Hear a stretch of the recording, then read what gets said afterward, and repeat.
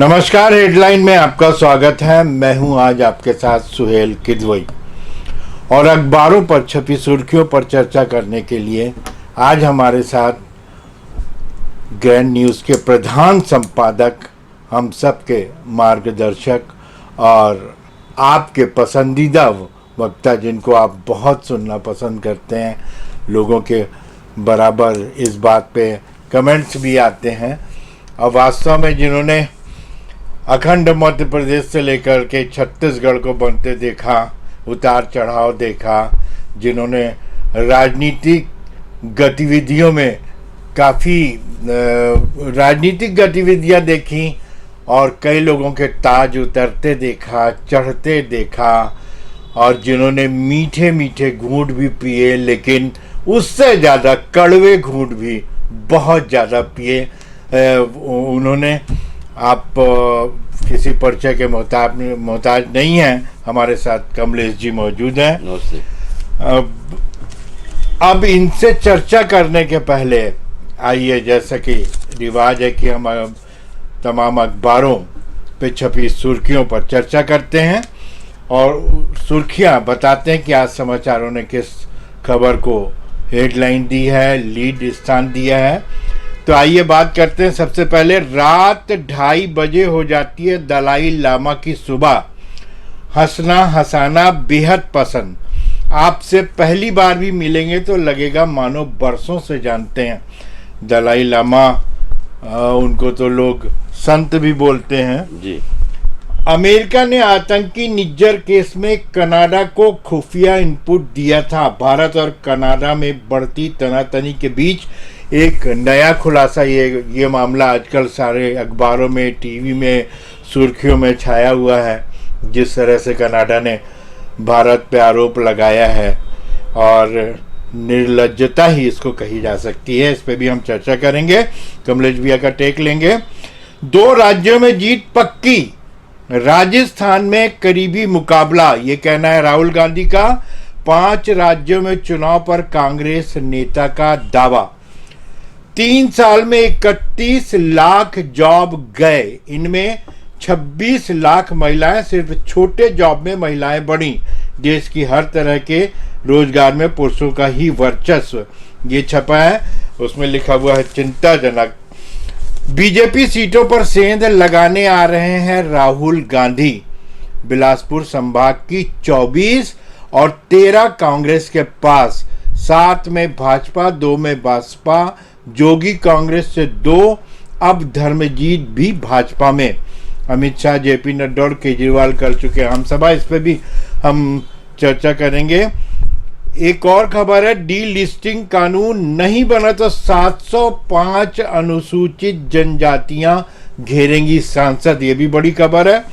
प्रतियोगी परीक्षाओं के लिए Atmanand coaching. SP developers 4.32 crore रुपए जमा कराएगा रहेजा रेसिडेंस के खाते में। मकान किराए में लेने के बहाने रेकी डकैती से पहले ही पकड़े गए 6 आरोपी। ये सब पे हम चर्चा करेंगे।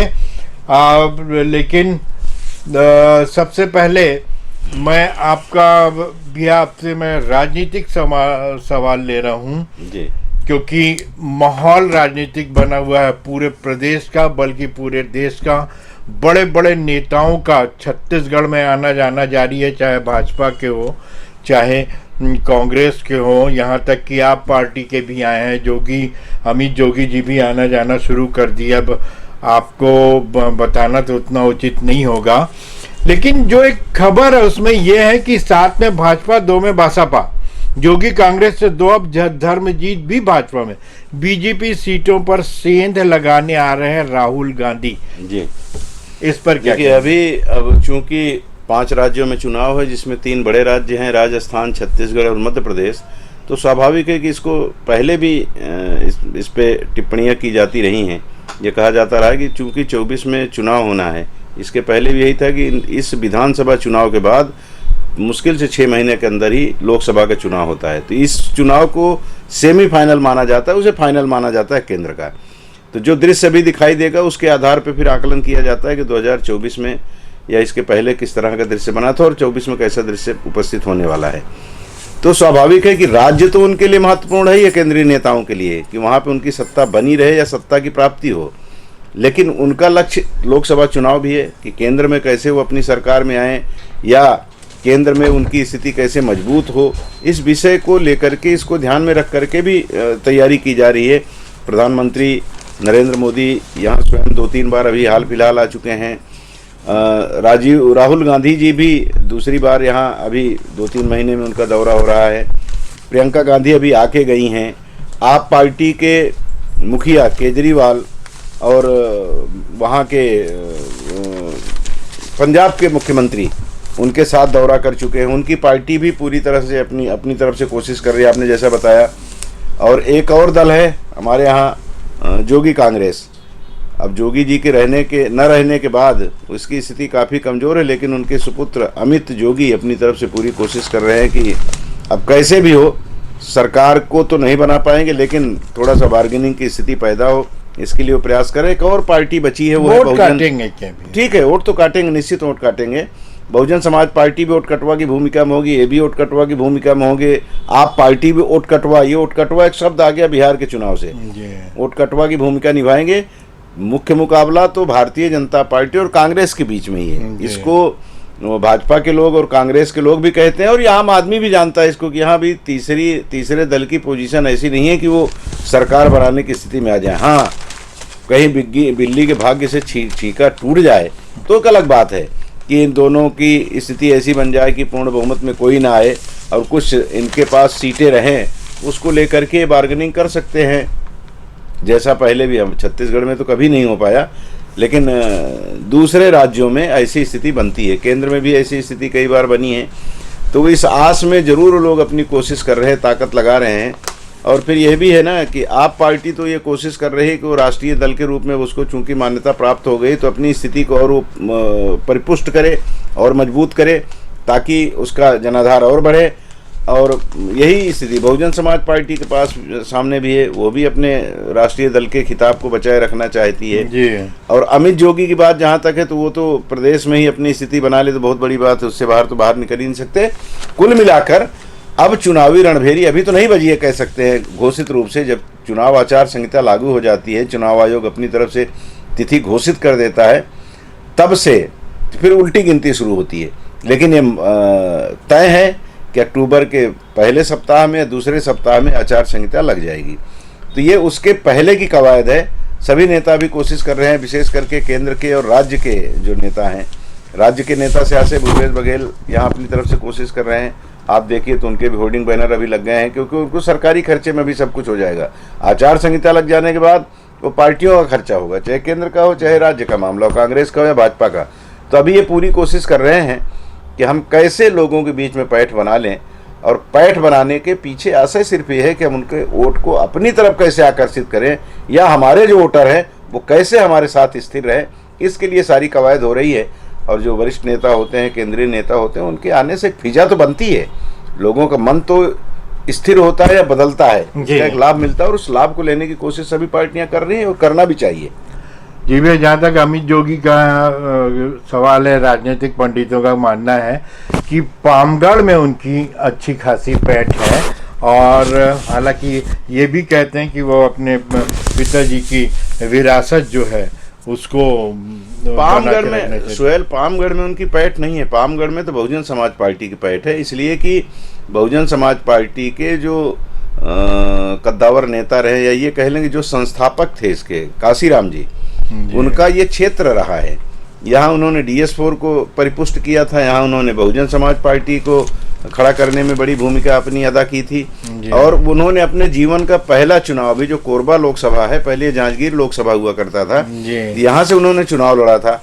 ये अलग बात है कि उनकी जमानत जब्त हो गई थी, लेकिन यहाँ से उन्होंने एक तरह से कह लीजिए कि एक बड़ी यात्रा शुरू की थी राजनीतिक, और वो बाद में जाकर के उत्तर प्रदेश में उनकी सरकार बनी, पूर्ण बहुमत में भी आए, और मायावती 3-4 बार वहाँ की मुख्यमंत्री रही हैं। तो वो ये अनुसूचित जाति का जो क्षेत्र है, वहाँ पे बहुजन समाज पार्टी की आज भी पैठ है। वो पामगढ़ ही नहीं, कई सीटें ऐसी हैं, जांजगीर जिले में 3-4 सीटें प्रभावित होती हैं उससे। आपका राजनांदगांव की तरफ इस तरह की स्थिति बनती है। रायपुर की कुछ सीटें हैं जहाँ पे उनका काफ़ी अनुसूचित जाति कोर्ट है जिसपे उनका प्रभुत्व है, और उसी में सेंध मारते हैं अमित जोगी। जी, ये कह सकते हैं अजीत जोगी जी के समय की बात अलग थी, अमित जोगी अब उतनी सेंध नहीं मार पाएंगे। फिर भी अभी कहना बहुत जल्दबाजी होगी कि किसी को इतना कमजोर नहीं आंका जा सकता, क्योंकि मतदान तक स्थितियां कैसी रहती हैं, कौन किस भावना के वशीभूत हो जाता है, कौन किस प्रलोभन में आ जाता है, ये अभी नहीं कहा जा सकता। लेकिन एक मोटी मोटा बातें कही जा सकती है कि अमित से ज़्यादा अनुसूचित जाति के वोट आज भी बहुजन समाज पार्टी के पास हैं। जी, बहुजन समाज पार्टी के पास आप बात ही कर रहे हैं भैया, तो हम आपको ध्यान उस तरफ आकर्षित करना चाहेंगे। INDIA गठबंधन बना जी, ये गठबंधन बना, इसमें लगभग सब 26-28 कितने दल हैं, ये सब उसमें शामिल हुए।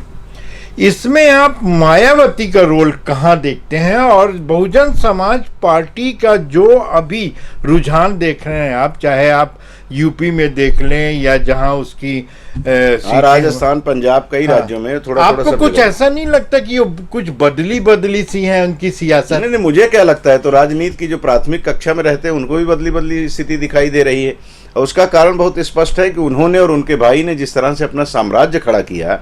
उत्तर प्रदेश में मुख्यमंत्री रहते पूर्ण बहुमत में, जब मुख्यमंत्री थी तो उसके कारण उनके खिलाफ बहुत सारी शिकायतें हुई, उसकी जांच चल रही है, ईडी के, सीबीआई के रडार पर हैं वो और उनके भाई।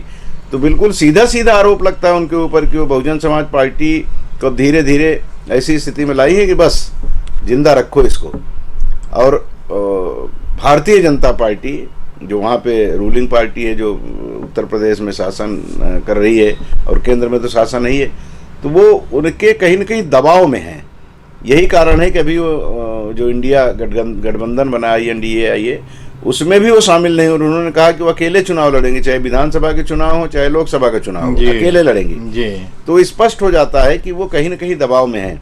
इसके पहले भी पिछले लोकसभा चुनाव में वो समाजवादी पार्टी के साथ मिलकर के चुनाव लड़ी थी और उनकी सीटें काफ़ी बेहतर हुई थी। इनकी स्थिति तो खराब हुई थी सपा की, लेकिन बसपा को अच्छा फायदा उसका हुआ था और जैसे ही चुनाव हुआ बमुश्किल 1 महीने के बाद उससे अलग हो गई जी। तो ये इसका मतलब ही यही है ना कि वो अपना मौके का फायदा उठाओ और किनारे हो जाओ, और फिर केंद्र सरकार का या ईडी का, सीबीआई का जैसा आरोप लगता है दूसरे लोग लगाते हैं बहुजन समाज पार्टी के ऊपर, मायावती के ऊपर, वो स्पष्ट हो जाता है कि वो दबाव में आकर के वो वही कदम उठाते हैं जिसका प्रत्यक्ष परोक्ष रूप से भारतीय जनता पार्टी को लाभ हो जी। बिल्कुल, वही यहाँ पे बहुत दबाव उनका, इसलिए कांग्रेस उनको, भाजपा उनके ऊपर दबाव नहीं बनाएगी कि वो आएंगी तो कहीं ना कहीं कांग्रेस के वोटों को ही खराब करेंगे, इसलिए वो इनको यहाँ लड़ने देंगे। लड़ो आप, इससे बहुत फर्क नहीं पड़ना है। लेकिन भैया इसमें एक छोटा सा, और अब ये चूंकि सिलसिला चल रहा है तो छोटा सा वो और टेक चाहूंगा आपका कि दानिश अली के साथ जो हुआ जी संसद में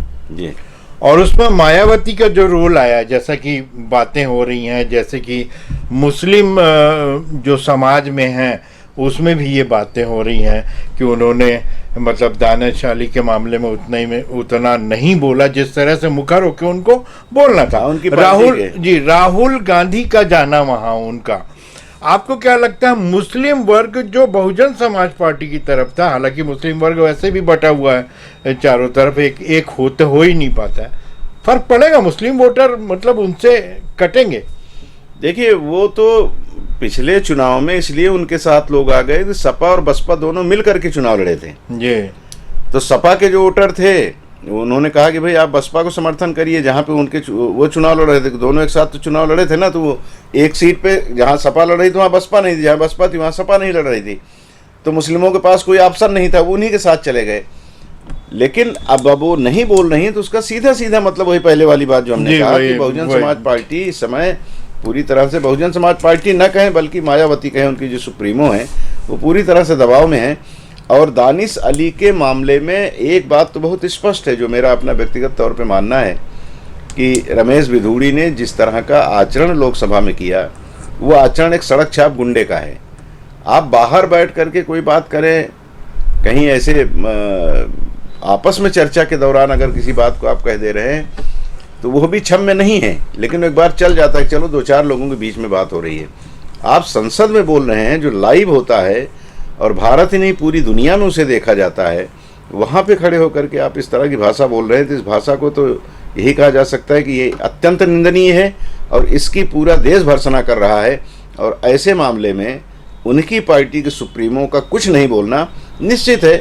जो लोग जो मुस्लिम वर्ग थोड़ा बहुत बसपा की तरफ अभी रुझान रखता होगा, वो तो निश्चित है इनसे नाराज होगा, नाराज होगा तो तब्दील कर लेगा अपने आप तब्दील कर लेगा, क्योंकि 1 करोड़ कुछ वोटर हैं वहाँ पे, 1,40,00,000 के आसपास ये उत्तर प्रदेश में वोटर हैं। और इस मामले में दानिश-अली के मामले में भी राजनाथ सिंह ने तुरंत खेद व्यक्त किया खड़े होके। हाँ, वो तो सजे हुए नेता माने जाते हैं जी। और जो भी हो भैया, इसी पे हम आते हैं कि ये जो इनका कहना है कि 24 में से 13 कांग्रेस के पास रहेंगी, तो क्या राहुल गांधी जो आ रहे हैं वो क्या भाजपा की सीट में सेंध लगा सकते हैं? नहीं, बिल्कुल लगता है। वो तो पहले हमने कहा कि आने का मतलब यही होता है कि वलय बनाते हैं, एक वातावरण बनाते हैं, एक ओरा तैयार होता है जब कोई बड़ा नेता आता है। तो राहुल गांधी जी कांग्रेस पार्टी के शीर्षस्थ नेतृत्व को संभाल चुके हैं, शीर्ष नेतृत्व के वो मुखिया रहे, शीर्ष नेतृत्व उनके हाथ में। आज भी खड़गे जी उनके बिना एक कदम नहीं आगे चल सकते। तो उनके आने से एक वातावरण तो बनता है, कार्यकर्ताओं में उत्साह का संचार होता है। और जो बता रहे हैं आप, बिलासपुर संभाग की 24 में से 13 सीटें कांग्रेस के पास थे, तो आज का आंकड़ा है। चूंकि संभाग में जो सीटें हैं 24, उसमें से 13 का होना मतलब लगभग आप आधे की स्थिति में हैं। जी बिल्कुल। तो और सीटें जो भारतीय जनता पार्टी की तरफ है, उन सीटों को अपनी तरफ करने की जो कोशिश कांग्रेस की तरफ से हो रही है, उसके लिए उन्होंने राहुल गांधी जी को बुलाया है कि वो वातावरण बनाएंगे, और निश्चित वातावरण का लाभ मिलता है। और आज जो स्थिति बनी हुई है कांग्रेस की, वो उसमें राहुल गांधी की बड़ी भूमिका। आप कितना भी उनके बारे में पप्पू है तो लल्लू है जो भी कहिए, लेकिन उनके जो अच्छे विचार हैं, उनकी जो कार्यशैली है, और जिस तरह से उन्होंने भारत जोड़ो यात्रा निकाली, लोग कहते थे बड़े सुकुमार हैं, राजकुमार हैं। इतनी लंबी यात्रा करना पैदल 3-3.5 हजार किलोमीटर की कोई बच्चों का खेल नहीं था। तो अब टिप्पणी कर देना बहुत आसान है भाजपा के ऊपर, नरेंद्र मोदी के ऊपर टिप्पणी कर देना कांग्रेसियों के लिए बहुत आसान है कि चाय बेचने वाला कैसे, उनने भी तपस्या की है और वो तपस्या अब राहुल गांधी कर रहे हैं। तो भाजपा और कांग्रेस के लोग आपस में एक दूसरे के कपड़े फाड़े, दिगंबर करें उनको, लेकिन एक जर्नलिस्ट के रूप में मैं जो महसूस करता हूं कि सब तपस्या कर रहे हैं देश के लिए। अच्छे भाव सबके मन में है, बस यही है कि किसी का भाव जरा देर में दिखाई देता है, किसी का भाव तत्काल दिखाई देता है। तो लोग अच्छा काम कर रहे हैं। राहुल गांधी जी भी आ रहे हैं तो वो अपनी पार्टी को और मजबूत करने के लिए आ रहे हैं कि यहाँ पे आज हम अगर अपनी पार्टी को मजबूत कर लेंगे तो 11 लोकसभा की जो सीटें हैं उसमें भी हमारी स्थिति बेहतर होगी। तो विधानसभा के साथ साथ लोकसभा को भी दृष्टिगत रख करके पार्टी अपना प्रोग्राम तय कर रही है। एक तीर से दो निशाने। बिल्कुल। और कांग्रेस के पास इसके अलावा कोई चारा ही भी नहीं था कि किसी न किसी को तो कांग्रेस को जिंदा करने के लिए जो स्थिति थी, राहुल गांधी जी को अगर उसमें आना पड़ा तो ये तो एक तरह से मजबूरी भी कह लेंगे। प्रदेश में तो कांग्रेस जिंदा है भाई, भारतीय जनता पार्टी को जिंदा करने की जरूरत है अपने को। कांग्रेस ने तो यहाँ भाजपा का सुपड़ा साफ कर दिया था। जी जी। तो यहाँ तो कांग्रेस है ही है, और उनका नेतृत्व भी सबल है। 5 साल का जिसके पास उपलब्धियां हैं वो लोगों के बीच में लेके जा रहे हैं भूपेश बघेल। अब महत्वपूर्ण यहाँ भारतीय जनता पार्टी के लिए ये हो जाता है कि प्रदेश में तो उनके पास कुछ है नहीं, 5 साल तो कुछ किए नहीं, 15 साल जो किए थे, जो उसमें जो लोग नाराज हुए, एंटी इनकम्बेंसी का मामला आया, या आरोप लगा देते कि 36-48 इन लोगों ने घोषणा कर दी थी, घोषणा पूरी नहीं की और उसके व्यामोह में आकर के लोगों ने इनको पूर्ण बहुमत दिया था, वो आरोप हो सकता है। तो अब वो आप लगाते रहिए। अब वो क्या लेके आए हैं कि नरेंद्र मोदी ने क्या किया, केंद्र सरकार ने क्या किया है। तो छत्तीसगढ़ में भी उसका जो लाभ मिला है उसका बखान वो लोगों के सामने करे, तो करना चाहिए। भूपेश बघेल जी अपना बखान करेंगे, नरेंद्र मोदी जी और उनकी पार्टी उनके कार्यों का बखान करेगी। और इसके बीच से बुद्धिमानी हमारी आपकी है कि हमको आपको आकलन करना है कि दोनों में से ठीक कौन है। जी। ये मतदाता को तय करना है। जी। तो वो तो अपनी अपनी दुकान सजा के बैठे हैं, अब आपको देखना है कि माल किसका सही है। तो आपका विवेक काम करेगा, विवेक आपका जागृत होगा तो आप सोचेंगे। जी बिल्कुल। अभी ये जसपुर बेल्ट में अभी नरेंद्र मोदी जी फिर आने वाले हैं जी। तो और कहाँ ये जाता है, मैंने भी आप ही लोगों से सीखा है। मेरी तो उतनी वो राजनीति में बुद्धि नहीं है जितनी आप लोगों की, जितना हमने सीखा है कि छत्तीसगढ़ में अगर बस्तर, जगदलपुर ये बेल्ट अगर संभाल लिया गया तो समझ लीजिए सरकार बन गई। देखिए वो नक्सली बेल्ट है जी। नक्सलवादी बेल्ट में करीब जो रुझान आता है, अभी तक का जो रिकॉर्ड आता है, एक आध बार को छोड़ दें कि कुछ कुछ बराबर बराबर की स्थिति रही, नहीं तो एक तरफा ही जाता है। मोदी जी के आने के बाद अभी जो आ रहे हैं, नहीं, मोदी जी के आने के बाद अभी नहीं कह सकते, इसलिए कि पिछली बार भी मोदी जी आए थे जी। मोदी जी का दौरा तो पिछली बार भी प्रधानमंत्री के रूप में हुआ था, लेकिन परिणाम शून्य रहा। तो वो अभी किसी के आने न जाने से बहुत फर्क नहीं पड़ेगा। अब इनकी जो नीति है, अगर भूपेश बघेल सरकार से नक्सली नाराज होंगे तो उनकी तरफ से ऐसा ऐसा वातावरण बनाया जाता है अंदर अंदर कि उनके लोगों वो कहीं न कहीं भाजपा को लाभ मिलेगा। और कहीं अगर वो सेट हो गए हों से आशय कि वो परेशान नहीं होंगे, उनको लग रहा होगा कि चलो सिर्फ हमको खत्म करने की सिर्फ एक कोशिश की जाती रही, बहुत गंभीरता नहीं दिखाई गई, तो वो उसका लाभ कांग्रेस को मिलेगा।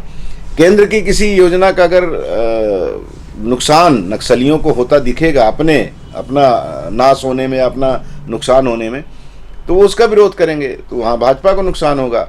और अगर राहुल गांधी की किसी नीति से या कांग्रेस की किसी नीति से उनको लगेगा कि नहीं ये ठीक है, भूपेश बघेल को संभाल लेंगे, तो उसका भी उनको लाभ। तो कई मुद्दे होते हैं उसमें।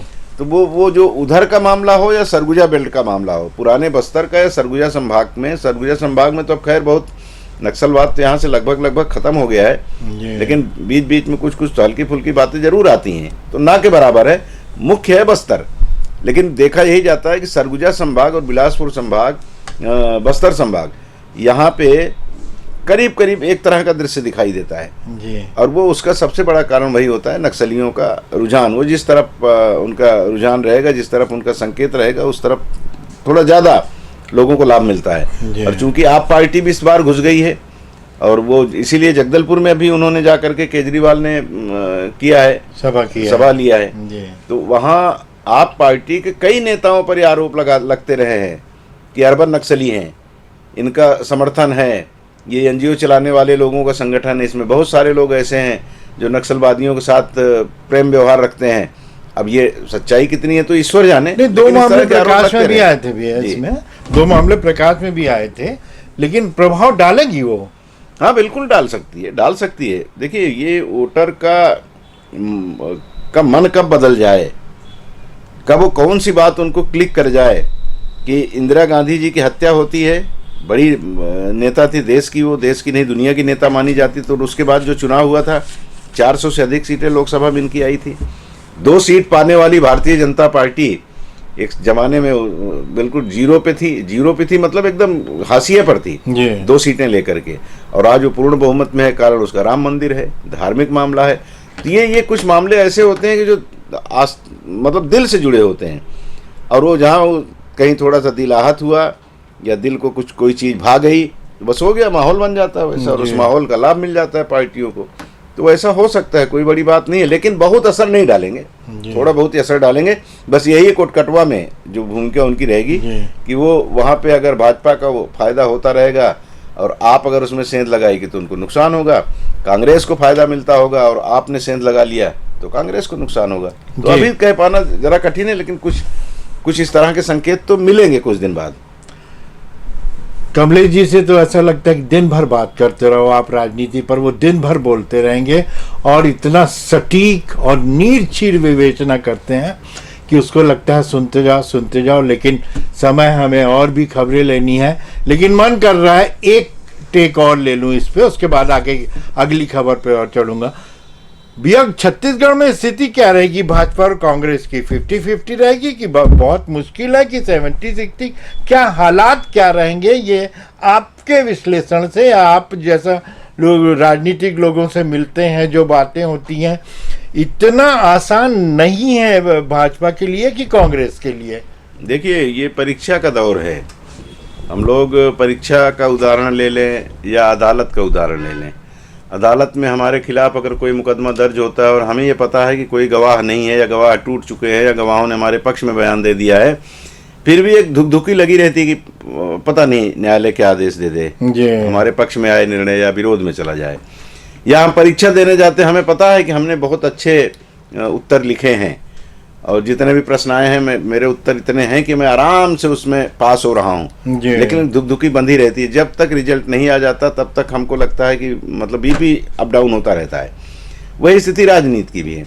राजनेता भी अभी जो कोशिश कर रहे हैं अपनी तरफ से, वो ये है कि 15 साल की सत्ता जिन लोगों ने गंवाई थी, उनको ये लग रहा है कि हमको फिर वापस आना ही पड़ेगा, चाहे कुछ भी करना पड़े। जी। और जो 5 साल सत्ता में थे उनको ये लग रहा है कि नहीं, हमको किसी भी रूप में सत्ता में अपने आप को स्थापित रखना ही है। तो सीधी सी बात है कि कवायद दोनों कर रहे हैं, लड़ाई दोनों के मध्य में है। बाकी लोगों की भूमिका बहुत नहीं है, जो मैंने कहा वोट कटवा की भूमिका है, लेकिन अब वो कितना वोट किसका काटेंगे अभी नहीं कहा जा सकता। तो अभी ये आकलन करना कि कौन 19 है कौन 20 है, तो जरा जल्दबाजी होगी। लेकिन ये तो कह सकते हैं आज भी जो लोग आप 10 लोगों से बात करिए तो 10 में 9 आदमी यही कहता आपको मिलेगा कि कांग्रेस अभी भी सरकार बनाएगी। इस तरह की बातें तो लोगों के जहन में हैं, और उसका कारण यही है कि बोलते हैं कि हाथी कितना भी छोटा होगा, चूहा तो नहीं होगा ना। मतलब कहाँ आप 70 से ऊपर सीटें आपके पास हैं, और आप कितने भी छोटे होंगे तो 50 सीट तो आप कम से कम लाएंगे ही लाएंगे, ये मान करके लोग चल रहे हैं। तो वही कह रहा हूं कि अभी बहुत जल्दी हो जाएगी। अभी पता नहीं केंद्र सरकार और क्या क्या योजनाएं बना करके लोगों के सामने पहुंचे। भूपेश बघेल जी और उनके पिटारे में क्या है जो चुनाव के समय में छोड़ेंगे।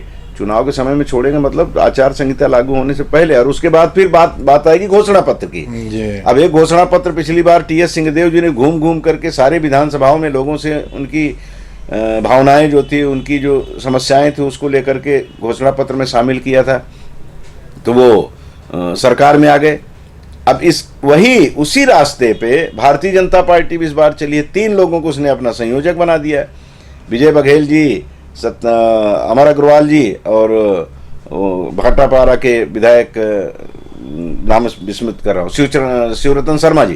ये 3 लोगों को उन्होंने भी बना दिया कि तुम अपना ये एक संभाग दे दिया गया कि आप यहाँ पे घूमिए और वहां लोगों की राय लेकर के उसको घोषणा पत्र में शामिल करिए। अब उस घोषणा पत्र का कितना असर आम लोगों के ऊपर पड़ेगा अभी कह पाना जरा मुश्किल है। जी। तो राजनीतिक जो भैया का विश्लेषण है उसको बेमन से मुझे यहाँ पे विराम देना पड़ रहा है। अगली खबर पे हमको जाना है, नहीं तो फिर समय भी ज़्यादा हो जाएगा। एक खबर है कमलेश जी, वो ये है कि हर राष्ट्रभक्त जो है उसके मन में ये आएगा, कोई भी हमारे देश के खिलाफ उंगली उठाएगा, दर्द एक एक भारतीय व्यक्ति को होगा। कनाडा में जो हो रहा, मेरा ख्याल है आपको बताना, मुझे वो नहीं। देखिए, कनाडा में जो कुछ हो रहा है वो सीधी सीधी राजनीति है। ट्रूडो जो है उनकी स्थिति बहुत खराब हो गई है। ये माना जा रहा है कि अब वो सरकार उनकी जाएगी, अल्पमत में है, और खालिस्तान समर्थक जो वहाँ पे लोग हैं, जो उनकी सरकार के लिए एक खंभा बने हुए हैं, उनको थामने में उनकी भूमिका है। वो लोग कहीं इनसे नाराज न हो जाएं, या उनको अपनी तरफ बनाए रखने के लिए उन्होंने हरकत की, और उनको भी पछतावा हो रहा है। मैं रक्षा मंत्री का उनके बयान पढ़ रहा था जिसमें वो कह रहे थे कि नहीं, हमारे और भारत के बीच में संबंध वैसे ही हैं। ठीक है, कुछ एक आध मामला आया है, निज्जर को की तरफ इशारा किया उन्होंने। यूनाइटेड नेशन में भी उन्होंने यही बात हो रही है। वो क्योंकि उनको मालूम है कि भारत हाथी ऐसे लड़ने का मतलब है कि उनका नुकसान हो जाएगा।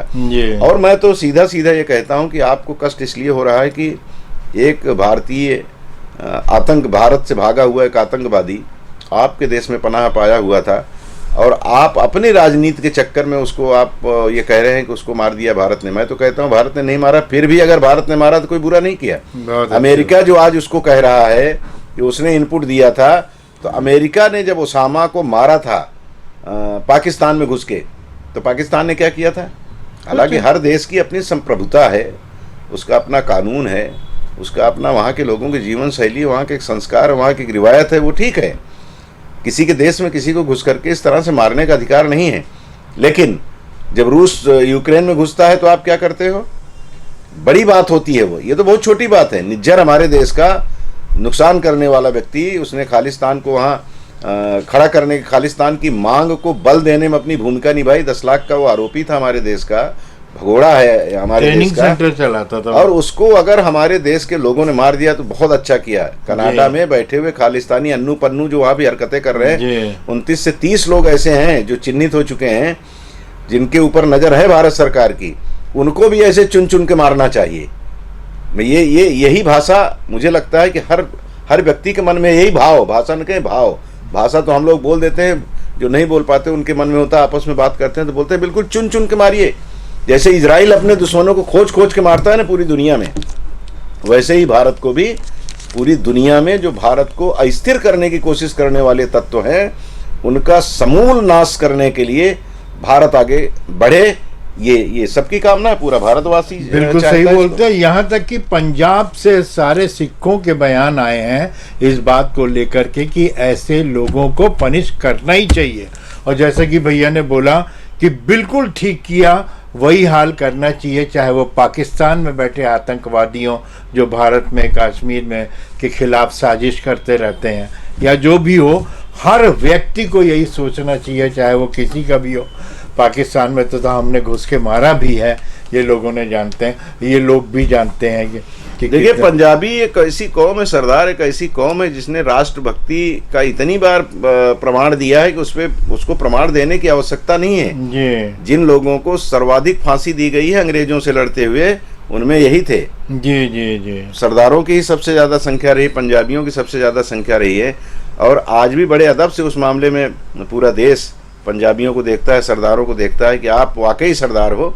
और उस कौम से निकले हुए लोगों को, वो तो मुझे तो ये लगता है कि वो सरदार हैं ही नहीं जी।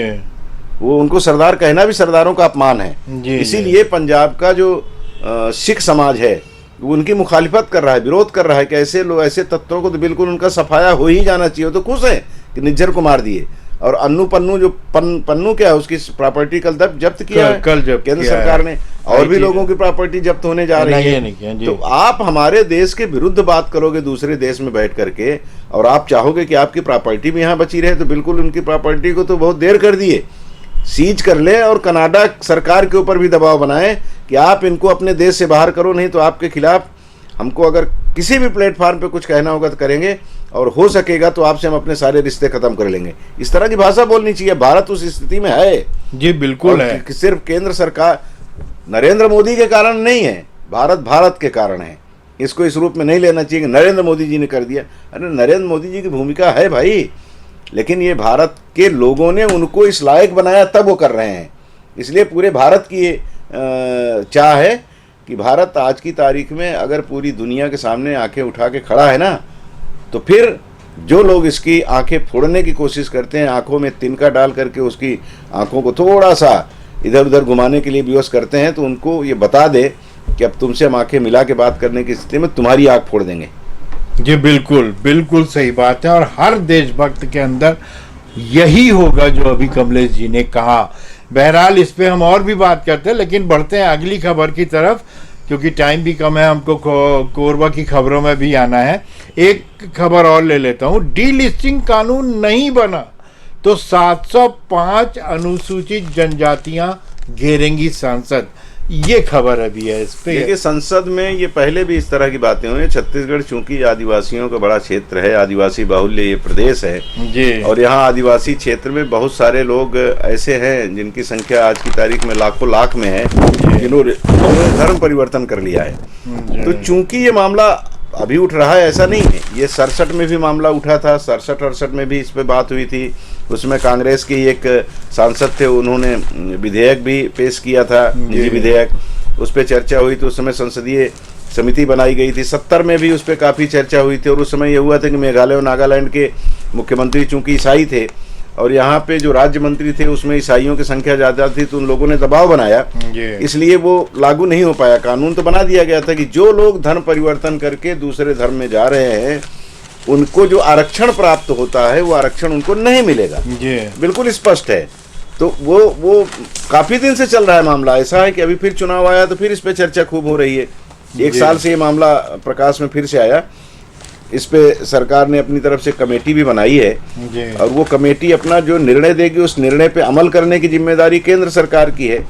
तो डी लिस्टिंग वाले मामले में तो मुझे लगता है कि जो आदिवासी वर्ग की, अनुसूचित जाति के लोगों की जो मांग है, वो मांग बिल्कुल अपनी जगह पे जायज है कि आप तो लाभ ले लिए, आप धर्म परिवर्तन कर लिए, लाभ भी प्राप्त कर लिया, आपका आर्थिक उत्थान हो गया, आपका सामाजिक उत्थान हो गया, तो आप ही आरक्षण का लाभ लेते रहोगे तो जो वाकई गरीब हैं, जिनके लिए इस आरक्षण की व्यवस्था बाबा साहब ने की थी, उनको तो मिलेगा ही नहीं। आज भी आप देखिए कि आरक्षण उन्हीं लोगों को प्राप्त हो रहा है, ज़्यादा लाभ उन्हीं को मिल रहा है जिन्होंने पहले लाभ ले लिया, जिनके पिताजी ने ले लिया है, जिनके दादाजी ने ले लिया है, जिनके नाना जी ने ले लिया है, मामा जी ने ले लिया है, वही लोग आरक्षण का लाभ ज़्यादा पा रहे हैं। वो जो गांव में बैठा हुआ बिल्कुल बिल्कुल नीडी व्यक्ति है, वो उसको लाभ नहीं मिल पा रहा है क्योंकि उसके पास पढ़ाई नहीं है, उसके पास उस तरह की व्यवस्था नहीं है। तो इसको आरक्षण के मामले में तो एक अलग मुद्दा हो गया, लेकिन डी लिस्टिंग के मामले में भी वही बात आ रही है कि आप आरक्षण भी लो और धर्म परिवर्तन भी कर लो, वहाँ भी लाभ लो, यहाँ भी लाभ लो, ये दोनों चीज़ नहीं हो सकती। तो आपने अगर धर्म परिवर्तन कर लिया तो फिर आप जाइए वहाँ, आनंद से रहिए, कोई दिक्कत हमें नहीं है। अब आरक्षण का लाभ हमको मिलेगा, आपको नहीं मिलेगा, ये मांग उनकी आदिवासियों की जो है, मुझे लगता है कि मांग बिल्कुल जायज़ है। इसका समर्थन करना चाहिए पूरे देश को, इसका समर्थन करना चाहिए पूरे देश को। और भी खबरें हैं, लेकिन आते हैं कोरबा की तरफ। समय वैसे भी ज़्यादा हो गया है। अखबारों में अलग अलग सुर्खियां दी गई हैं। पाली विकास खंड की एक खबर है, सिर पर स्कूल बैग, एक दूसरे का हाथ थाम खारून नदी पार करते विद्यार्थी। ये ज्ञान न्यूज़ चैनल ने भी एक खबर लगाई थी। एक खबर यह है कि प्रस्तावित अंडर ओवर ब्रिज निर्माण के लिए 2 विभाग से अब तक नहीं मिली एनओसी। व्यापारियों ने मारपीट के आरोप को गिरफ्तार करने घेर लिया कोतवाली। व्यापारियों ने मारपीट के आरोपियों को गिरफ्तार करने घेर लिया कोतवाली। ये महत्वपूर्ण खबर है, इस पे भी चर्चा करेंगे। सिर्फ 24 घंटे की राहत, फिर सभी लेन पर खड़े होने लगेंगे वाहन। इसे शाम तक 4 लेन जो 4 लेन की स्थिति है अभी उस पे है जी। नहीं सुधरी लिंक एक्सप्रेस की चाल, यात्रियों का फिर फूटेगा गुस्सा। आप लोगों ने कई बार इसको बोलते बोलते लगभग हर हेडलाइन में इस बात को कहा, लेकिन जूं नहीं रेंग रही है।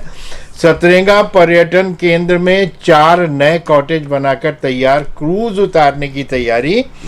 अक्टूबर से बिजली कर्मियों का होगा कैशलेस इलाज। ये हैं खबरें भैया। सबसे पहले कोरबा की खबरों में अगर हम आए तो एक चीज मैं भूल गया था, बस वो उसको मैं आखिर में नहीं लेना चाहता, हमारे पास भी टाइम कम है। टीम इंडिया ने कल कमाल दिखाया। देखिए इंदौर शुभम गिल जो है एक हीरा मिला हम लोगों को। नहीं ठीक है, कई हीरे हैं हमारे पास भारतीय टीम में। इंदौर की पिच वैसे भी बल्लेबाजी के लिए मशहूर है, वो पिच गेंदबाजों को सपोर्ट नहीं करती। वहाँ जितने भी मैच हैं, जितने भी मैच हुए हैं, कुछ ही मैच हुए होंगे जहाँ गेंदबाज सफल हुए, नहीं तो बल्लेबाजों के लिए बल्ले बल्ले होती वहाँ पे।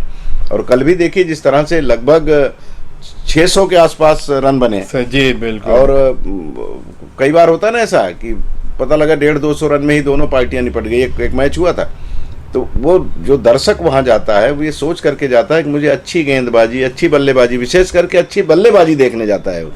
जब अच्छे रन बनते हैं, चौका छक्का लगता है तो शोर होता है, लोगों को लगता है कि हाँ मनोरंजन अच्छा हो रहा है, हमारा पैसा वसूल हो गया। तो कल भारतीय टीम ने खूब पैसे वसूल कराए लोगों के, जो इंदौर के लोग या जो क्रिकेट प्रेमी पूरे भारत से इकट्ठा हुए थे वहाँ, उन्होंने खूब आनंद लिया उसका। और 2 सेंचुरी आई और एक वो जिसकी तरफ आप इशारा कर रहे हैं कि हीरा मिला है जी, शुभम गिल तो शतक बनाए, वो तो हीरा ही है जी। वो एक जो 34 बाल पे 71-73 जी, उसमें भी सूर्या ने जो बनाया, 6 छक्के लगाए, 6 चौके लगाए। तो मैं मैच थोड़ी देर देखा था, बाद में फिर मुझे लगा कि चलो यार ये तो जीत रहे हैं, एक तरफा मैच जा रहा है, लेकिन वो पानी गिर गया था और पानी गिरने के बाद फिर जो स्थिति बनी वो मैं फिर सो गया था। सुबह मैं न्यूज़ को देखा तो मुझे लगा कि चलो ठीक है, हर्ष की बात है। भारत जब भी जीतेगा, कहीं भी किसी भी गेम में जीते, कहीं भी किसी भी स्तर पे जीते, किसी भी मोर्चे पे जीते, तो स्वाभाविक है हर भारतीय खुश हो जाता है। बेशक। और क्रिकेट तो चूंकि आज की तारीख में राष्ट्रीय खेल हो गया, राष्ट्रीय खेल तो हमारा हॉकी है, लेकिन वो राष्ट्रीय खेल जैसा हो गया है। अब बात हो रही तो याद आता है ध्यानचंद जी के लिए बात होती है कि आप इनको भारत रत्न दे दीजिए, वो तो नहीं मिला, पद्म विभूषण तक वो पहुंचे थे।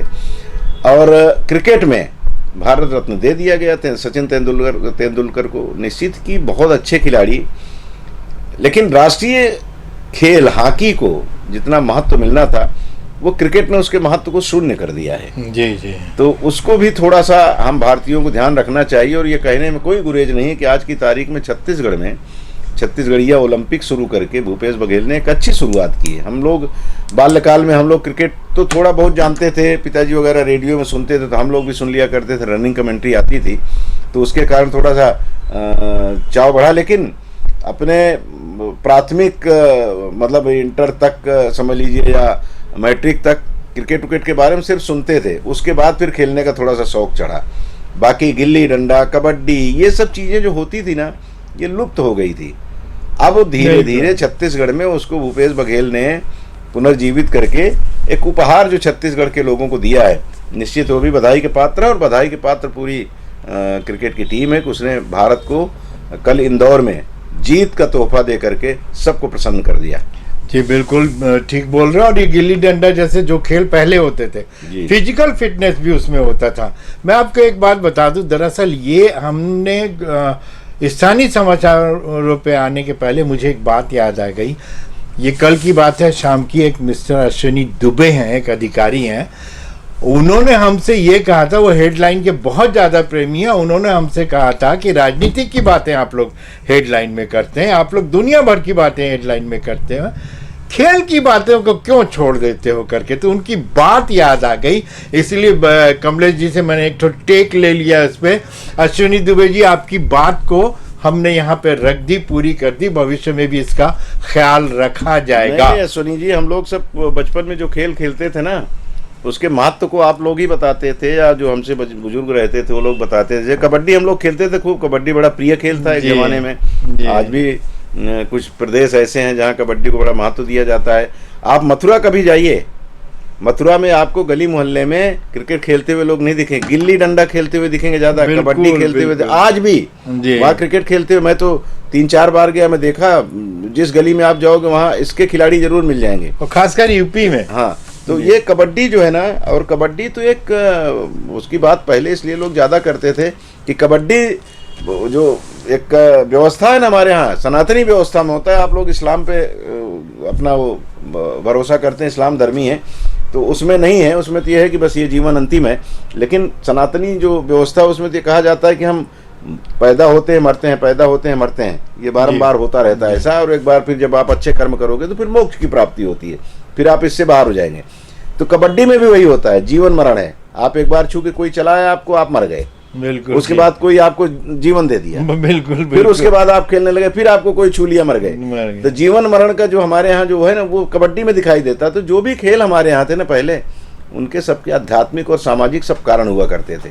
अब ठीक है कि विलुप्त हो रहे थे, लेकिन उनको वापस लाने की भी जो कोशिश हो रही है, वो कोशिश भी स्वागतीय है।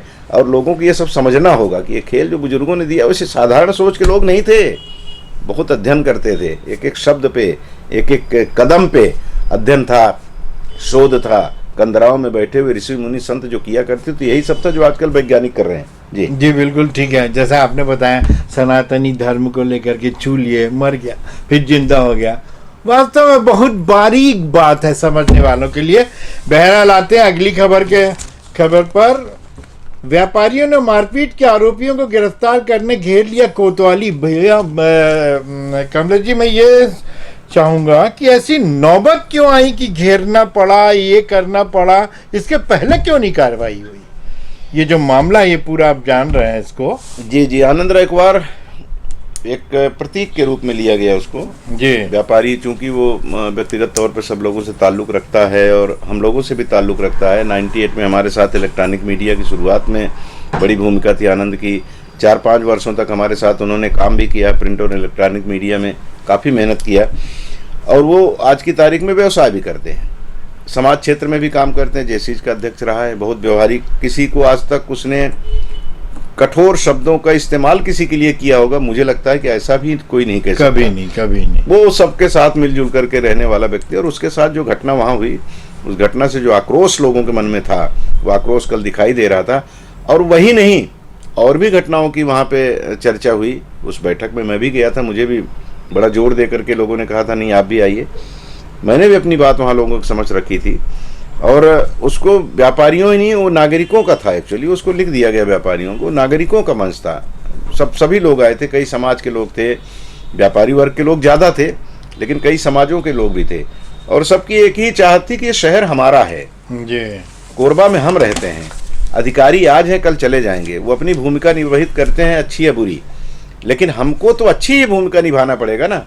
इस शहर में अगर कोई अपराधी है तो सब वो जो लोग उसके साथ मारपीट किया, जो दूसरी घटनाओं की जो बातें हो रही थी उसमें भी जो लोग मारपीट किए तो वो भी इसी शहर के हैं। तो शहरवासी के विरुद्ध ही कार्रवाई करने की मांग कर रहा है। अच्छा व्यक्ति, भद्र व्यक्ति बात कर रहा है, जो आपराधिक तत्व है उनको गिरफ्तार करने की। शहर के दोनों ही हैं। तो हमारे शहर में जो गंदे लोग हैं उनको गिरफ्तार करने की मांग हम उन अधिकारियों से कर रहे हैं जो साल 2 साल के बाद यहाँ चले जाएंगे। बिल्कुल ठीक। तो वो अपना धर्म निभाएं, इनके विरुद्ध कार्रवाई करें, शहर बेहतर रहे, उनकी कानून व्यवस्था अच्छी रहे, उनका भी सिर दर्द कम रहेगा, शहर का भी सिर दर्द कम रहेगा। ये मांग कल थी कि इस घटना को देखते हुए एक बार फिर से आप लोगों को सक्रिय होना पड़ेगा। जो पुलिस व्यवस्था है गश्त को बढ़ाना पड़ेगा। जो ऐसे स्थल हैं जहाँ पे ये संभावना रहती है, आशंका रहती है कि यहाँ पे ये मारपीट हो सकती है, यहाँ ऐसे तत्व सक्रिय रहते हैं जो कुछ भी कर सकते हैं, तो उनके ऊपर नज़र रखने के लिए एक वर्दीधारी का खड़ा रहना बहुत जरूरी है। अगर वो खड़ा है तो पर्याप्त है जी। एक वर्दीधारी, एक सिपाही अगर खड़ा रहेगा ना तो 1000-2000 लोगों की हिम्मत नहीं पड़ती कोई गलत काम करने की। आपराधिक तत्वों को भी लगता है कि ये वर्दी में बड़ी ताकत है, तो उस वर्दी को वैसे भी लोग परिहास में कहते हैं कि ये पूरे प्रदेश के गुंडे होते हैं जी। अगर ये चाय लेना तो किसी की हिम्मत नहीं कि चूं कर लें। गलत शब्द होता है गुंडा, वो अपना धर्म निभाते हैं। लेकिन अगर वही बात है कि आप थोड़ा सा कठोर होंगे तो सब कुछ ठीक रहेगा, और थोड़ा सा अगर आप नरम हो गए तो शहर की फिजा बदलने में टाइम नहीं लगता। तो कल के लोगों ने यही आग्रह किया है पुलिस प्रशासन से कि आप इस शहर को खूबसूरत बनाने में हमारी भूमिका कहाँ है वो भी बताइए, और हम बता रहे हैं कि आपकी भूमिका कहाँ होनी चाहिए। दोनों चीज़ें थी जी। आदान प्रदान होता है इसमें कि भाई हम चाहते हैं कि यहाँ पे शराब भट्टी नहीं होनी चाहिए, आप हटा दीजिए। यहाँ पे बसें नहीं खड़ी होनी चाहिए, आप हटा दीजिए। यहाँ पे शराब पी करके जो गुंडागर्दी करने वाले तत्व हैं उसकी जानकारी पुलिस को, उनके खिलाफ कार्रवाई कीजिए। जो लोग बाहर से आकर के यहाँ हरकतें करते हैं उनके बारे में अगर आपको जानकारी दी जाती तो तत्काल आप एक्शन लीजिए। पब्लिक आपके साथ खड़ी है, पब्लिक आपको सपोर्ट करेगी, बिना उसके तो आप कर भी नहीं पाएंगे। तो वो आपको सपोर्ट इसलिए कर रही है कि हम शहर है हमारा, शहर खूबसूरत रहे, शहर में कोई आपराधिक तत्व पनपे नहीं, और जो पनप रहे हैं उनका सिरमर्दन कर दिया जाए, उनके खिलाफ कानूनी कार्रवाई हो जाए। तो सिरमर्दन वही हो गया, कोई अब आज ऐसा तो नहीं कि किसी गर्दन काट ली जाएगी। उनको रोकने का जो उपाय कानूनी होता है वो करने की जिम्मेदारी आपकी है, यानी पुलिस प्रशासन की, स्थानीय प्रशासन की, और उनको सहयोग करने की जिम्मेदारी आम नागरिक की है। तो दोनों अगर एक दूसरे का दोनों अपना अपना धर्म निभाएंगे, फर्ज निभाएंगे, तो निश्चित है कि शहर में आपराधिक तत्व हावी नहीं होंगे, शहर खूबसूरत अपने आप हो जाएगा। यहाँ की फिजा जो छत्तीसगढ़ की सामदोग कहते हैं ना कि छत्तीसगढ़ जैसी शांति, अमन पसंदगी पूरे भारत में कहीं नहीं है। यहाँ के जो मूल निवासी हैं बहुत सीधे साधे, ईश्वर सदृश से है, उनको कह लो आप। जैसे हम लोग कल्पना करते हैं ना कि ईश्वर ऐसे है कि किसी का अनभल नहीं चाहते, वैसे यहाँ के मूल लोग हैं। मूल यहाँ का जो आदिवासी है वो एकदम वैसे ही है कि सब हमारे लिए देवी देवता है, इस तरह का भाव लेकर के जीने वाला वो समाज, वो व्यक्ति जिसने खड़ा किया है कोरबा को। और उसके बाद बाहर से जो लोग आए वो भी उनके साथ रच बस गए। वो भी चाहते हैं कि हमारे यहाँ कोई ऐसे तत्व सक्रिय न हो, ऐसे तत्व हावी न हो। और सीधी सी बात है कि हमारे चाहने भर से नहीं होगा। आप भी थोड़ा सा 2 कदम आप चलो, 2 कदम हम चले मतलब पब्लिक चले, और उसके बाद देखिए सब कुछ ठीक रहेगा। अमन पसंदगी लोगों की जो है वो भी कायम रहेगी। आपका जो काम करने का तौर तरीका है वो भी आप अपनी नौकरी शान से करके निश्चिंत होकर के आप भी दूसरे ज़िले में चले जाएंगे या दूसरे थाने में चले जाएंगे। तो ये जिम्मेदारी आपकी और हमारी दोनों की है। सबसे पहले अब आपकी होती, क्योंकि आपके पास कानूनी डंडा है, पब्लिक के पास नहीं। पब्लिक तो सिर्फ बोल सकती है, और उसने कल जा करके अपनी बात कही है। तो आग्रह हम भी वही करते हैं कि आप लोग थोड़ा सा सक्रिय हो जाएंगे ना तो हमारा शहर और खूबसूरत हो जाएगा। कमलेश जी की माने तो 2 कदम आप चलिए, 2 कदम हम चलें यानी पब्लिक चले, तब जाकर के ये होगा। और अगर अपराधियों को तुरंत गिरफ्तार कर लिया जाता तो इससे पब्लिक में संदेश भी अच्छा जाता है, जनता में संदेश जाता है। नहीं करते, वही कष्ट तो इसी बात का है कि नहीं करते हैं ना। अब उसके पीछे बहुत सारे कारण बता दिए जाते हैं। कभी अप्रोच किसी की लग जाती है, तो कभी कोई कारण हो जाता है। तो इन सब कारण से अलग हट करके जो अंततः एक बात मेरे जहन में आती है कि चाहे हम जितनी दौलत कमा लें, कितनी भी शोहरत प्राप्त कर लें, लेकिन वही 8 कुंटल लकड़ी और 8 मीटर कपड़ा, अंत वही है सबका। तो इसको भी अगर हम ध्यान में रखें ना तो कुछ न कुछ हमारे स्वभाव में परिवर्तन आ जाता है जी। लेकिन जो भी हुआ उसके साथ गलत हुआ। चलिए आते हैं दूसरी खबर के लिए। ग्रांड न्यूज़ ने भी इस खबर को उठाई थी और 2 दिन से लगातार ग्रांड न्यूज़ इस खबर को भी उठा रहा है। अखबारों ने भी इसको जगह दी थी। संडे ड्यूटी में कटौती से श्रमिकों की बड़ी नाराजगी। मानिकपुर परियोजना में किया काम का बहिष्कार कर संडे मानिकपुर में नहीं गए लोग ड्यूटी। भैया इसमें एक बात, कमलेश जी इसमें एक बात मेरे को समझ में नहीं आ रही है। एक खदान में तो आप ये लागू कर रहे हो और बाकी खदानों में ये लागू नहीं कर रहे हो, मतलब सीधा सीधा छेड़ रहे हैं आप। देखिए, अब उसको तो ऐसे ही कहा जा सकता है कि अगर ये इस तरह की स्थिति है कि कहीं आप उसको कटौती नहीं कर रहे हो, कहीं कर रहे हैं, तो ये प्रबंधन की, वहाँ के स्थानीय प्रबंधन की अपनी नादिरशाही है। वैसे कल गेवरा में भी हुआ, कुसमंदा में भी हुआ, यहाँ भी हुआ है। तो ये कहा जा सकता है कि पूरे एसईसीएल में ऐसी स्थिति बनी होगी।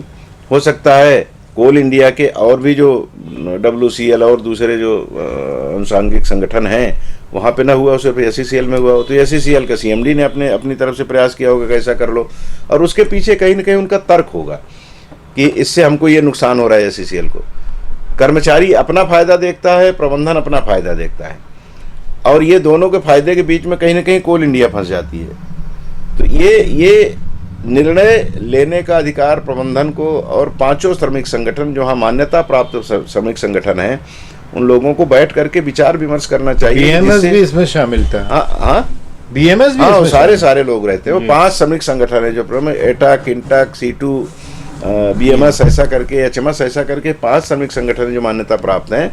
वो पांचों श्रमिक संगठन के लोगों को और प्रबंधन को बैठ करके बड़ी गंभीरता से विचार करना चाहिए कि एक तरफ राष्ट्र है, कंपनी है, और दूसरी तरफ मजदूर हैं। तो मजदूरों का भी अनहित न हो और इनका भी अनहित न हो, प्रबंधन का भी। प्रबंधन से आशय कंपनी से, कंपनी से आशय देश से है। वो प्रबंधन में जो बैठे हुए लोग तो चंद दिन में वो भी उनका ट्रांसफ़र हो जाता है, इधर से उधर आते जाते रहते हैं या रिटायर हो जाएंगे, लेकिन ये कंपनी रहेगी। तो कंपनी को जो लाभ होता है वो लाभ सीधा देश का लाभ है, और मजदूरों को जो लाभ मिलता है वो उनका लाभ है और समाज का लाभ है जी। तो ये दोनों को लाभ हो, किसी को नुकसान न हो, इसके लिए बैठ करके चर्चा करने से होता है। हालांकि ये स्थिति तभी निर्मित होती है जब उनकी बात नहीं सुनी जाती। उन्होंने प्रयास किया होगा, और जब उनकी नहीं सुनी गई होगी फरियाद, तब उनको सड़क पर उतर करके न्याय मांगने के लिए विवश होना पड़ा होगा। तो ये मैं तो आग्रह करता हूँ इन दोनों से कि आप लोग इससे कहीं ना कहीं अपना ही नुकसान कर रहे हैं। अपना राष्ट्र किसका है? नरेंद्र मोदी या राहुल गांधी का नहीं है। राष्ट्र हमारा आपका है। एसईसीएल में जो बैठे हुए लोग, उनका राष्ट्र नहीं है, ये सब हमारा आपका है। तो जो नुकसान होता है कहीं ना कहीं राष्ट्र का नुकसान होता है, हमारा नुकसान होता है। तो नुकसान की स्थिति में नहीं आना चाहिए। व्यक्ति का नुकसान नहीं हो रहा है इसमें, वो मजदूरों का। एक मजदूर को अगर उसकी आय के स्रोत को आप बंद करेंगे तो उसके परिवार पे असर पड़ता है, तो परिवार पे असर पड़ता है तो समाज पे, क्षेत्र पे, देश पे, तो सब एक दूसरे के पूरक हैं। तो इसमें तो आग्रह वही है कि कोई ना कोई रास्ता ऐसा बैठ करके निकाल ले कि न कंपनी को नुकसान हो और न श्रमिकों को नुकसान हो। जी, लेकिन संडे तो अधिकार है कर्मचारियों का। अब उसमें जो आप बता रहे हैं कि फायदा नुकसान होगा, बाकी जगह भी लागू करिए फिर। हाँ, वो तो है ही है कि भाई आप एक जगह आप उसको कटौती करोगे, दूसरी जगह आप उसको लागू रखोगे, तो सीधी सी बात है कि लोगों में आक्रोश तो होगा कि हमने कौन सी आपकी गाय मार दी है, हमने कौन सा आपका व्यक्तिगत नुकसान कर दिया है कि उनको लाभ दे रहे हो और हमें नुकसान हो रहा है। तो वो उसमें तो देखना चाहिए, एक रूपता होनी चाहिए। और आप कोई भी कदम उठाते हैं तो सबसे पहले आप, वो मजदूर आपके हैं ना, बिल्कुल, उनको आप कन्विंस तो कर लो। और जब घर का मुखिया बैठ करके किसी चीज को समझाता है तो बाकी लोग मान जाते हैं कि चलो ठीक है भाई, ठीक बोल रहे हैं, इससे राष्ट्र को फायदा होगा, इससे कंपनी को फायदा होगा, इससे हमको कोई बहुत ज्यादा नुकसान नहीं है। तो आप अगर उनको समझाओगे तो समझ जाएंगे। और आप जबरदस्ती छीनने की कोशिश करोगे तो फिर तो प्रतिकार करेगा, कोई भी करेगा प्रतिकार। यही होता है इस मामले में। आप अपनी तरफ से एक आदेश आपने जारी कर दिया कि नहीं ऐसा होना चाहिए, तो दूसरा तो सिर उठाएगा ही उठाएगा। आप उसको प्रेम से समझाओ, तो समझाओगे तो समझ जाएगा। और नहीं तो ये श्रमिक संगठन के लोग हैं, ये प्रबंधन को समझाने में सफल हो जाएंगे। भाई आप उधर फायदा तो आप देख रहे हो, लेकिन इधर देखिए मजदूरों को कितना नुकसान होने जा रहा है। इससे इनकी पूरी व्यवस्था, अर्थव्यवस्था चौपट हो जाएगी, उससे उनको बहुत नुकसान उठाना पड़ेगा। इन्हीं लोगों की बदौलत आपकी एक कंपनी है, तो इनके साथ अन्याय नहीं हो तो उसका ये तरीका है। तो तरीका श्रमिक संगठन के लोग भी बताते हैं जी, उनको भी बताना चाहिए। नहीं बताते होंगे तो बताएं कि भाई कंपनी को भी नुकसान ना हो और इनको भी नुकसान हो, उसका तरीका ये है। तो वैसा अगर रास्ता निकालेंगे तो रास्ता निकल जाएगा। लेकिन अपनी अपनी पे अगर हम अड़े रहते हैं ना, तो फिर रास्ता निकलता नहीं है, बल्कि रास्ता उलझता है, कंटका किरण मार्ग हो जाता है फिर। तो उसको कंटक को हटाने की एक ही उसका तरीका है कि हम आपस में बैठ करके शुद्ध हृदय से, शुद्ध अंतःकरण से उसका रास्ता निकाले, रास्ता निकल जाएगा। और कमलेश भैया का ये जो टेक था इस मामले को लेकर के, जो कहना था, प्रबंधन भी सोचे इस बात को और यूनियन के पदाधिकारी भी सोचे। बहरहाल आते हैं अगली खबर की तरफ। भाजपा नेताओं ने की सभी पात्र लोगों को पट्टा देने की मांग। ये मैटर है भैया, आबादी भूमि का पट्टा बन रहा बड़ा चुनावी मुद्दा। कांग्रेस इसे बता रही अपनी उपलब्धि। इसको लेकर के आपने पढ़ा होगा कल भी अखबारों में, और ये पत्रकार वार्ता भी हुई है इसको लेकर के। इस पे क्या कहना भैया? एक्चुअली में ये जो पट्टा वितरण हो रहा है, भाजपा भी इसमें सही है और कांग्रेस का तो अभी ये कहना देखिए, ये इस मामले में कांग्रेस थोड़ा सा लीड ले लेती है। आज आप लोगों को लग रहा होगा कि मैं भूपेश बघेल की भी तारीफ कर रहा हूं और कांग्रेस की लीड खबरें ही ऐसी आ रही हैं कि जिसमें कहना चाहिए नहीं, निष्पक्ष रहते हैं आप। और देखिए, किरदार है आपका। जो अर्जुन सिंह जी, स्वर्गीय अर्जुन सिंह जी जब मध्य प्रदेश के मुख्यमंत्री थे तो उन्होंने एक योजना लाई थी। तो उस समय जो सरकारी जमीन पर लोग थे उनको उसका पट्टा दिया गया था। शुरुआत वहां से हुई। अजीत जोगी जी जब छत्तीसगढ़ बना तो उन्होंने एक राजीव गांधी आश्रय योजना चालू की, उसमें बहुत सारे लोगों को पट्टा दिया गया। उसके बाद फिर ये बात चलती रही। 15 साल भाजपा का शासनकाल रहा, उसमें भी खूब चर्चाएं होती रही, लेकिन उस पर अमल नहीं हो पाया।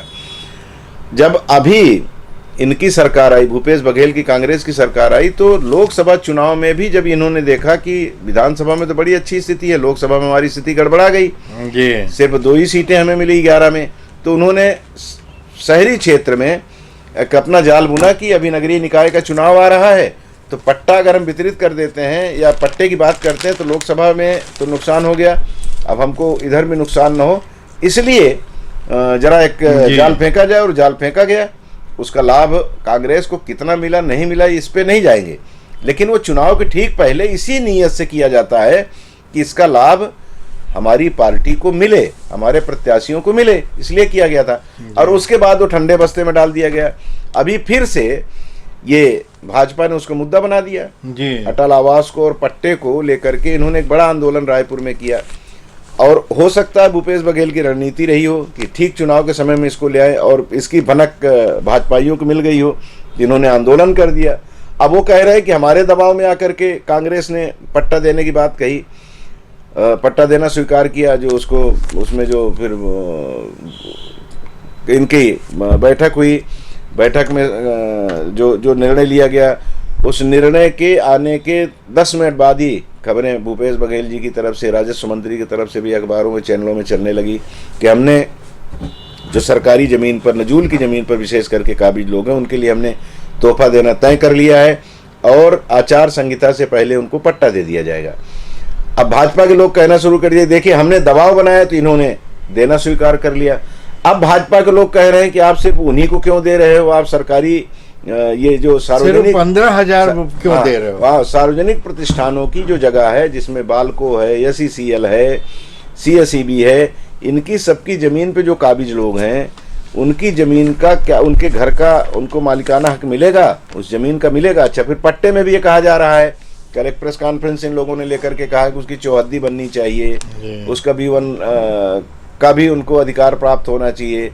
ये सारे कागजात उनके पास होंगे तब तो ठीक है, नहीं तो आप उनको, और फिर ये भी कह रहे हैं कि सिर्फ 600 वर्ग फीट का आप दे रहे हैं, तो 600 जो ज़्यादा होगा उसका क्या होगा, क्या आप उसको तोड़ेंगे, और नहीं तोड़ेंगे तो उसकी व्यवस्थापन की कैसी व्यवस्था होगी।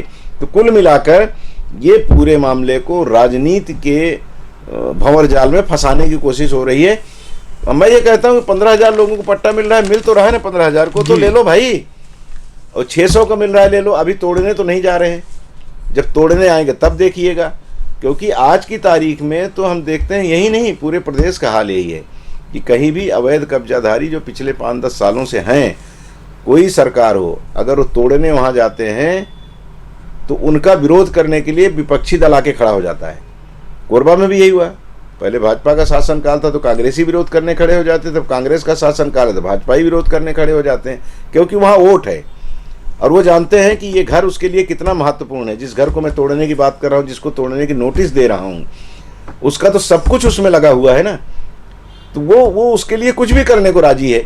तो वो नेता वहाँ जाते हैं यही सोच करके कि जब मैं इनके साथ खड़ा हो जाऊँगा तो इनका वोट हमको मिल जाएगा। उनके लिए तो सब कुछ वोट ही है ना जी, उनके लिए घर है तो उनके लिए वोट है। तो इस वोट और घर की लड़ाई में अभी फिलहाल वोट जीत रहा है, मैं कह सकता हूं कि वोट जीत रहा है, नहीं घर जीत रहा है, वोट नहीं। वोट तो राजनेता अपने हिसाब से कर रहे हैं, ठीक है, उनका वोट जीत रहा है, वोट वो अपना लाभ के लिए कर रहे हैं, लेकिन घर जीत रहा है। 15,000 लोगों को अगर पट्टा मिल जाता है तो 15,000 लोगों के सिर पे जो नोटिस की टूट जाने की तलवार लटकती रहती है, राहत मिले, वो जो भय रहता है उनके दिमाग में, उस भय से जरा उनको मुक्ति मिलेगी।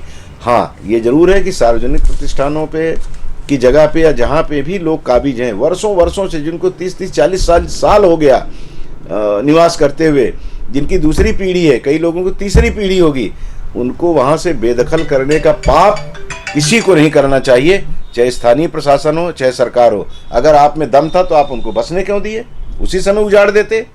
अब वहाँ पे वो बस गए, उनका पूरा जीवन की उनकी कमाई उसमें लगी हुई है, उनकी भावनाएं उसमें है कि हमारे पिताजी यहाँ पैदा हुए, हमारे दादाजी ने घर बनाया था, मैं यहीं पैदा हुआ, तो इस घर को तोड़ने का जो पाप आप करेंगे वो स्वाभाविक है, उसका श्राप आपको लगेगा। तो ये जो गलती लोगों ने की है कि बनते समय उसको बनने दिए, वो सज़ा उनको मिलनी चाहिए। अगर आप सज़ा देने की बात करते हैं, कई बार यह भी बातें आती हैं। तो आज आप 15,000 को नहीं, बल्कि यहाँ जितने लोग भी हैं उसमें रास्ते में जो अवरोध है, ये सरकार का काम है, भूपेश बघेल का, यहाँ की सरकार का काम है कि वो रास्ता निकालें, और रास्ता निकाल करके उनको भी स्थायित्व तो प्रदान करें पट्टा दे करके, ये आग्रह करते हैं। ये 5 साल पहले क्यों नहीं सोचा इन्होंने? नहीं सोचे, चुनाव के समय में भी होता है, कई बार होता है ना कि पहले खिला देंगे तो भूख खत्म हो जाएगी लोगों की ना, अच्छा, तो फिर गुर्राएंगे। तो जब वे भूखे रहेंगे ना तो उस समय में उनको खिलाएंगे तो हमारा भी पेट भरा रहेगा, उनका भी पेट भर जाएगा। तो ये सबकी अपनी रणनीति होती है। राजनेता तो चाहते हैं कि आखिरी में करे, पहले तो खाए रहेंगे तो भूल जाएंगे, आखिरी में खाएंगे। इस चुनाव के समय क्या होता है, क्या लोग दारू नहीं पीते, कपड़ा नहीं पहनते या कमाते नहीं है, लेकिन चुनाव के समय में सब बांटा जाता है कि अभी इनको याद रहेगा कि भाई हम इनसे ओबलाइज हैं तो चलो उनको वोट दे दें। ये सब होता है, ये कोई नई बात नहीं, शुरू से ही होता रहा है। ये एक ऐसे समाचार से मैं हेडलाइन का अंत करना चाहूँगा। दरअसल आपने देखा होगा पहले के ज़माने में, या हम लोग मतलब जब जवान हुआ करते थे तब हर गली, हर मोहल्ले, हर जगह पे पंडाल ही पंडाल दिखा करते थे, चाहे दुर्गा पूजा हो, चाहे गणेश जी की पूजा हो या कुछ हो, छोटे छोटे बच्चे का आयोजन समिति बनाते थे। ये इसमें थोड़ी सी कमी आई है। मैं आपसे एक ये टेक चाहूँगा कि कटघोरा में जो इतना विशाल आयोजन किया गया है, अगर आयोजन समिति, देखिए कोई भी चीज़ का प्रोग्राम बनाना एक मामला अलग होता है, फिर उसको कार्यान्वित करना एक अलग मामला होता है, फिर उसको अंतिम वहां तक पहुंचाना एक अलग मामला। तो आयोजन समितियों को कम से कम, अगर आप कुछ नहीं कर सकते तो उनकी कम से कम वाहवाही तो करें, उनको इसके लिए उभारें कि आइंदा वो करें। तो आयोजन समिति के बारे में खास करके कटघोरा में जो गणेश जी रखे हैं, हम सबको ले रहे हैं, पूरे कोरबा को ले रहे हैं। जी। क्या बोलेंगे आयोजन समिति के बारे में? इनको प्रोत्साहित करने के लिए क्या किया जाए? देखिए, प्रोत्साहित करने के लिए क्या हो, तो प्रोत्साहित है ही है, खुद ही उनमें उत्साह है, इसीलिए इतना बड़ा आयोजन करते हैं, लाखों लाख रुपए लोगों से एकत्रित करके, और इतना विशाल पंडाल बनता है, और 9-10 दिन तक, 7 दिन, कम से कम बड़े पंडालों का तो 7 दिन 9 दिन रखते ही हैं, क्योंकि बड़ा खर्चा होता है। तो उनकी ख्वाहिश होती है कि ज़्यादा से ज़्यादा लोग आए, हमारे पंडाल को देखें, हमारी मेहनत को देखें और विघ्न विनाशक के दर्शन करें। ये उनका भाव रहता है। और उसमें यह भी रहता है कि कई लोगों को कंपटीशन भी होता है कि भाई वहाँ पे, जैसे कटघोरा में किए तो लोग ये बात कर रहे थे कि दुर्गा पूजा इस छत्तीसगढ़ में या इस बिलासपुर संभाग में सबसे अच्छी मानी जाती है जांजगीर की, नैला की। नैला में लगभग 1 करोड़ रुपए के आसपास खर्च किया जाता है दुर्गा जी के मूर्ति पर और उस पंडाल पर। बड़ा आयोजन होता है, लोग काफ़ी दूर से आते हैं दर्शन करने। तो वैसे ही कटघोरा के लोगों ने, वहाँ भी व्यापारी वर्ग ने तय किया होगा कि भाई हमको भी यहाँ इस बार गणेश जी की पूजा में ऐसा माहौल बनाना चाहिए कि लोग आए देखने, और सफल हुए हैं। रायपुर से आए लोग। बिल्कुल। तो वो कारण वही है, जैसे काली पूजा जब होती है, अभी नवरात्रि में होगी ना, तो उस समय लोग पश्चिम बंगाल जाते हैं जी, कोलकाता जाते हैं कि चलिए ठीक है हम दर्शन करके आए, देखते हैं बहुत भव्य पंडाल बने हैं।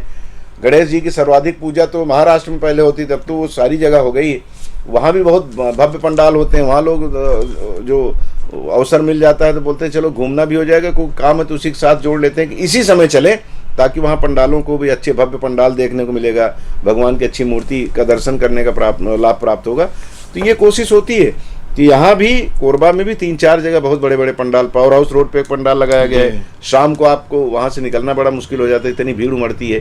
तो ये सारी जो कवायद है ना, उसके पीछे कुछ तो प्रदर्शन है और कुछ हमारे अंदर उमड़ने वाला ईश्वर के प्रति प्रेम है, भक्ति है, दोनों चीज़ें उसके साथ जुड़ी हुई हैं। और बच्चों की बात आप जो कह रहे थे ना, चूंकि बड़े पंडाल लगने जब बनने शुरू हो जाते हैं ना, तो बच्चों को भी उसमें इन्वॉल्व कर लिया जाता है। और गणेश जी की पूजा को ही एक ऐसी पूजा माना जाता है, गणेश जी बच्चों के भी गणेश हैं, और बच्चे भी अपना आपस में चंदा किए, एक तो मूर्ति ले आए और एक तो माइक की व्यवस्था किए, और नहीं माइक लगा तो अपना एक तो अगरबत्ती जलाए और जय गणेश देवा किए, पूजा हो गई। उसमें बहुत खर्चा नहीं आता। तो गणेश जी बच्चों को सर्वाधिक प्रिय है, और उसका कारण यही है कि कम खर्चे में ही उनकी पूजा हो जाती है। दुर्गा जी की पूजा करना है आपको तो सवेरे शाम बड़ा उसमें खटकरम होता है, बड़ा खर्चा लगता है, तो वो नहीं कर पाते। तो ऐसे में बहुत आसानी से हो जाता है। एक रुई लाए 2 किलो और पीछे एक पहाड़ बना दिए और उसमें लाके बीच में गणेश भगवान को बैठा दिए, एक तो चूहा नीचे बैठ गया, अगरबत्ती का स्टैंड लग गया, थोड़ा लड्डू ला लिए मोदक, बस हो गया काम। उसी में थोड़ा थोड़ा अपना 7 दिन तक आनंद लेते हैं। तो बच्चों का अपना एक तरीका होता है, और वहाँ ही भक्ति है। जी बिल्कुल, वही है। बाकी जगह तो प्रदर्शन है, बाकी जगह भक्ति के साथ प्रदर्शन है, लेकिन वहाँ जो बच्चों का रहता है ना, तो बच्चों को ये लगता है कि गणेश जी बुद्धि के देवता हैं, हम अभी पढ़ाई शुरू किए हैं तो हमारी बुद्धि में वृद्धि होगी। रिद्धि सिद्धि की बात तो ऊपर वाले करते हैं, लेकिन गणेश जी की बात वही लोग करते हैं। उनको लगता है कि इनके ही चरणों में रहेंगे तो थोड़ा सा ज्ञान हमको प्राप्त होगा। तो ये एक वातावरण बनता है, वातावरण इस समय इस तरह का बन गया है कि लोगों को लगता है कि सभी तरह का। आज अच्छा लग रहा था कि मैं अभी निहारिका क्षेत्र में घूम रहा था, अभी शायद 3-4 दिन बाद मोहम्मद साहब का प्राकट्य दिवस हम लोग मनाएंगे। तो वो उनके अब आप लोग उसको, हम लोग जो हिंदी में बोलते हैं तो उसको प्रकटोत्सव बोलते हैं। तो आप ही है वो, हाँ बस वो सब अरबी में और उर्दू में है, हम हिंदी में बात कर रहे हैं। तो उनके जन्मदिन को भव्य रूप से मनाने का जो यहाँ पे प्रयास हो रहा है, होर्डिंग लगे हुए, सब अच्छा है। सबको अपने इसके प्रति समर्पण का भाव प्रदर्शित करने का अधिकार है, और किसी को भी अधिकार नहीं है कि किसी की भावनाओं को दूषित करे।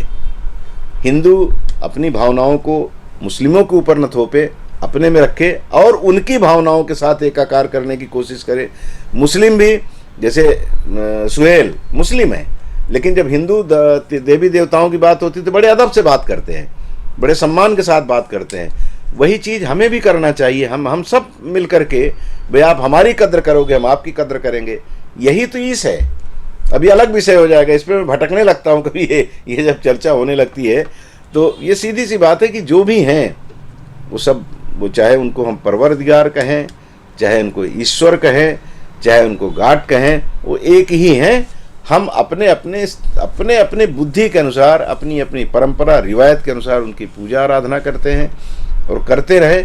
एक दूसरे की भावनाओं का सम्मान करना ही सबसे बड़ी ईश्वर पूजा है, मैं ऐसा मानता हूँ। आयोजन समिति को धन्यवाद तो दे दीजिए। बिल्कुल बिल्कुल, आयोजन समिति को तो धन्यवाद। हमने पहले ही कहा कि आपने एक वातावरण बनाया है, और ये वातावरण धार्मिक वातावरण है, और इस धार्मिक वातावरण में कोई कलुषता ना पैदा हो। उसमें किसी धर्म के प्रति, मैं वही कहा कि किसी धर्म के प्रति अनास्था हमारे मन में ना आए, अपने धर्म के प्रति खूब आस्थावान रहे और दूसरे धर्म के प्रति हमारे मन में सम्मान का भाव रहे। तो ये हम सबके मन में अगर आ जाता है ना, तो इससे बड़े बड़े पंडाल आपको बनाने का अवसर मिलेगा, इससे और ज़्यादा श्रद्धा लोगों में उमड़ती आपको दिखाई देगी, हमको दिखाई देगी। तो ये प्रयास अगर हम करते हैं ना, तो सबका मंगल हो, सबका कल्याण हो, इस भाव से किया जाने वाला कोई भी आयोजन, कोई भी समिति हो, कोई भी उसके पीछे हो, सब साधुवाद के पात्र हैं। बिल्कुल। और मेरी तरफ से भी जो आयोजन समिति थी गणेश उत्सव की, खास करके कटघोरा में जो हुआ था, बहुत बहुत बधाई उनको। आयोजन समिति इसी तरह से अपना जज्बा बनाए रखें। बहरहाल अश्विनी दुबे जी, आपकी बात, हमने आपके सब्जेक्ट को छू लिया, राजनीति भी छुआ, खेल भी छुआ, और कई चीज़ समय इसकी इजाज़त नहीं देता है। अगर आपको भी कभी ऐसा लगता है कि हेडलाइन में खासकर कमलेश जी के साथ या किसी भी गेस्ट के साथ इस विषय को भी छुआ जाए तो ज़रूर बताएं, कमलेश भैया को फ़ोन करें, यहाँ पर बताएं, हम उस सब्जेक्ट को भी ज़रूर हेडलाइन में शामिल करने की कोशिश करेंगे। समय ज़्यादा हो रहा है, हमें इजाज़त दीजिए। भैया आपने समय दिया मुझे आपने बगल में बैठने का, उसके लिए आपको बहुत बहुत धन्यवाद। ज्यादा बोल जाते हो सुहेल, चलिए बहुत बहुत धन्यवाद। बहुत धन्यवाद, नमस्कार।